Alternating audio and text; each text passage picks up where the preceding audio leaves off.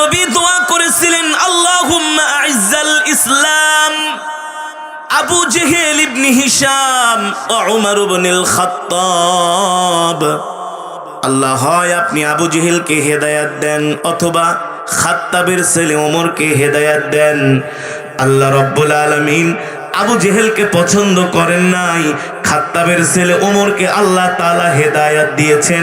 আর ওমর হেদায়াত পেয়ে কালেমা পড়ে মুসলমান হয়েছেন। কেমন জিতেছেন? ওমর দুনিয়া থেকে জান্নাতের সুসংবাদ পেয়েছেন। আল্লাহু আকবার। ওমরকে বলা হয় মেজাজে ওহী। আল্লাহু আকবার। কি বলা হয়? মেজাজে ওহী। মেজাজ বোঝেন তো? মেজাজ মানে হলো অনেক লোক এমন কিছু কথা বলে যেটা সবাই গ্রহণ করে, ঠিক কিনা বলেন? যার কথা চিন্তা চেতনার মধ্যে কল্যাণ আছে, ভালো আছে।